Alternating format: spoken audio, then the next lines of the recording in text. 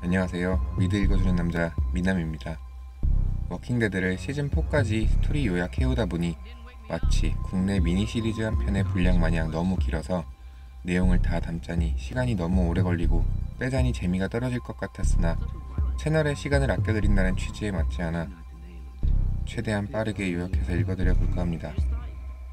자, 그럼 바로 워킹데드 시즌4 시작하겠습니다. 우드버리와의 전쟁이 끝나고 시간이 지나 교도소는 안정을 찾습니다. 캐롤은 아이들에게 무기사용법과 워커 상대법을 알려주기도 합니다. 그러다 우드버리에서 유입된 인물 중 패트릭이라는 인물이 돌연사하게 되는데요. 패트릭도 마찬가지로 죽자마자 워커로 변합니다. 패트릭과 같은 방에 있던 데이비드와 타이리스의 애인인 캐런도 병에 걸리는데요. 이 둘이 불에 탄 채 발견이 되고 사람들은 분노합니다. 글렌과 샤샤도 이 전염병에 감염이 되고 이것이 동물과 사람을 가리지 않는 전염병임을 확인하고 허쉘이 지시한 약을 구하러 데릴은 타이리스, 미션, 밥을 데리고 항생제를 구하러 갑니다. 하지만 워커들이 너무 많아 이들은 꼼짝 못할 상황이 발생하고 그 사이 전염병 환자들은 계속해서 늘어납니다. 설상가상 울타리는 너무도 위험한 상태로 보수를 반복합니다. 릭은 불로 태운 범인이 캐롤임을 밝혀내고 캐롤을 교도소에서 추방합니다. 물론 그간의 정이 있어 꼭 필요한 생필품들은 챙겨주긴 합니다. 거버너는 우드버리를 불태운 뒤 홀로 떠돌다 딸인 페니 또레의 아이 메건의 가족들인 챔블러 가족들을 만나 동행합니다. 메건의 아버지 노릇을 하는데요. 메건의 가족과 지내면서 사회성이 돌아오는 듯 합니다. 그러다 마르티네즈 그룹에게 목숨을 빚지게 되고 마르티네즈 그룹에 들어오는 조건으로 권력에 욕심 갖지 말라고 합니다. 하지만 권력욕이 어디 가나요? 마르티네즈를 워커들에게 죽게 하고 본인이 새로운 리더가 됩니다. 그룹원들을 선동하여 안전한 곳으로 가야 한다며 교도소를 공격합니다. 얼마 후 거버너는 울타리를 수리하던 미션과 허세를 납치하고 협상 자리에서 릭은 함께 살 수 있다며 제안하지만 거버너는 허쉘의 목을 벨니다. 동시에 전쟁이 시작되는데요. 메건의 엄마인 릴리가 워커에게 물린 메건을 안고 오고 거버너가 다 잃은 표정으로 메건을 총으로 쏴 죽이게 됩니다. 릭은 거버너와 몸싸움을 하는데 릭은 빈사 상태까지 갈 뻔하지만 미션이 거버너의 등을 찌르고 릴리가 거버너에게 총을 쏴 죽여버립니다. 이렇게 거버너는 최후를 맞이하지만 군장비로 교도소를 초토화시킵니다. 이후 교도소 일행들은 모두 뿔뿔이 흩어집니다. 릭과 칼은 피난처를 찾으러 이동하다가 괜찮은 집을 발견하고 워커들이 못 들어오게 막으며 오랜만에 숙면을 취합니다. 다음날 릭이 정신이 돌아오지 않자 칼은 소리를 지르는데 워커들이 몰려와 위기를 맞고 칼이 능숙하게 워커들을 정리하고 떠나려 합니다. 하지만 혼자 살 수 없는 세상을 알고 있는 칼은 다시 릭에게 돌아옵니다. 한편 혼자 방황하던 미션은 생존자들을 찾아 나서다 집을 발견하고 문을 두드립니다. 그곳엔 칼과 릭이 있었습니다. 베스는 데릴과 함께 다니고 있었네요. 베스는 생존자들을 찾아야 한다고 주장하지만 데릴이 계속해서 시큰둥한 반응을 보이자 베스 혼자 떠나게 됩니다. 데릴은 어쩔 수 없이 베스를 따라가는데 포도나무가 있는 장소에 도착하게 됩니다. 베스는 이곳에서 몰리의 신발을 보고선 오열을 합니다.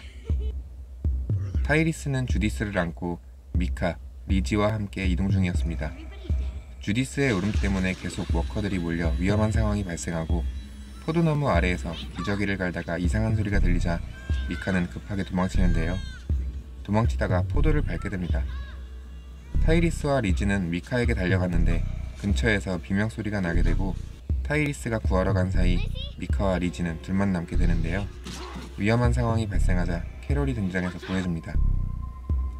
타이리스는 비명소리가 난 곳에 도착해보니 이미 늦은 상황이었고 죽어가는 생존자는 철로를 따라가면 안전한 장소가 나온다고 전해줍니다. 타이리스 일행은 그의 말을 믿고 철로를 따라가다 종착지라는 표지판을 발견합니다. 매기는 샤샤, 밥과 함께 글렌을 찾으러 이동 중이었는데요. 교도소에서 탈출한 버스를 발견하지만 이미 안엔 워커로 가득 차 있었고 마지막 워커를 죽인 매기는 오열을 합니다. 하지만 매기가 찾는 글렌은 교도소에 있었고 주변엔 온통 워커들이 깔려 있었습니다. 매기의 방에서 사진과 짐을 챙기고 나오는데요. 이후 릴리의 동생인 타라를 만나고 타라는 거버너가 이런 사람인지 몰랐다고 합니다. 워커들의 공격들로 인해 글렌이 쓰러지고 타라는 마지막까지 버티는데요. 타라 앞에 낯선 무리가 등장합니다. 이들은 에이브러햄, 유진, 로지타라고 하는데요. 글렌과 타라는 이들의 군용 트럭을 타고 워싱턴 DC로 가고 있다는 것을 알게 되는데요. 멍청해 보이는 유진이 과학자라며 이 사태의 원인을 알고 있다고 합니다.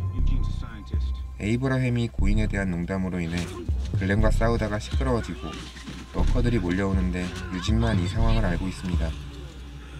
그러다 총을 쏘지도 못하는 유진의 오발탄으로 트럭의 연료장치를 부수고 결국 워커를 처리 후 이동이 불가능해지자 다 함께 매기를 찾으러 갑니다. 오순도순 잘 지내고 있던 리게 하우스에 약탈자 무리가 침입합니다. 겨우겨우 탈출에 성공한 후 물자를 구하고 돌아오던 미션과 칼을 만나고 집안의 상황을 전달해주고 종착역으로 떠납니다. 한편 베스는 사사건건 데릴과 부딪힙니다. 한두 번 싸우는 게 아닌데요. 이 둘의 상성이 굉장히 좋지 않습니다. 조금만 이동해도 싸우지만 데릴이 거의 져줍니다.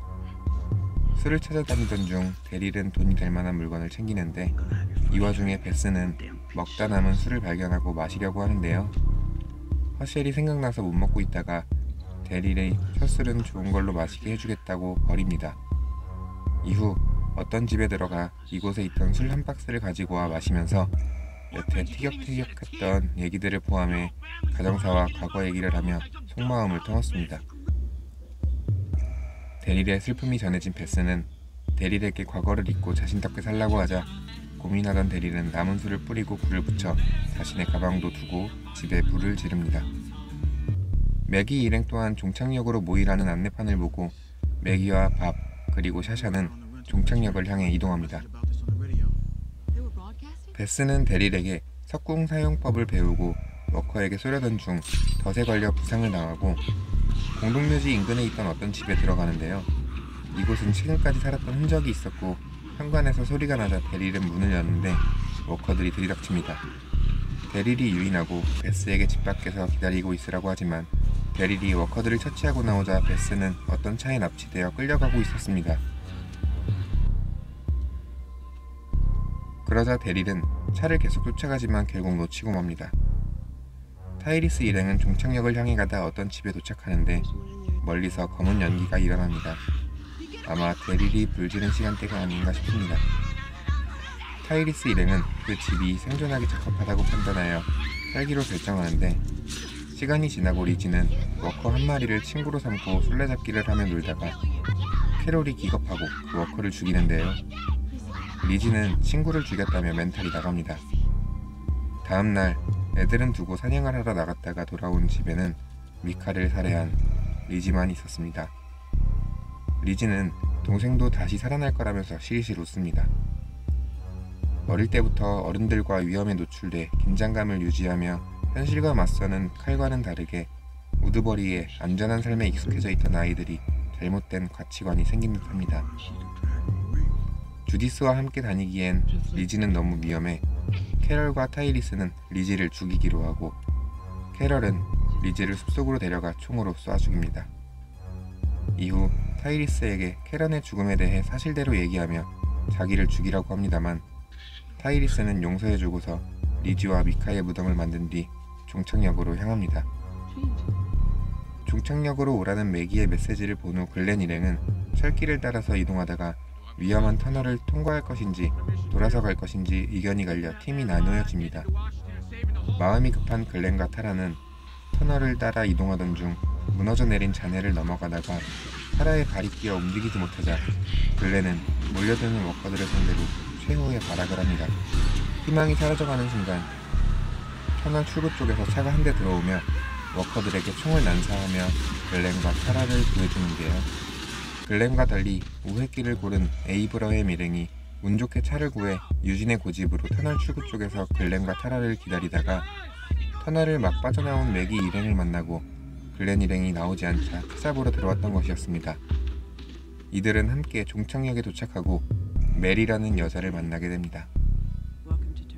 베스를 놓치고 조의 일행과 합류하게 된 데릴은 함께 종착역을 향해 이동합니다.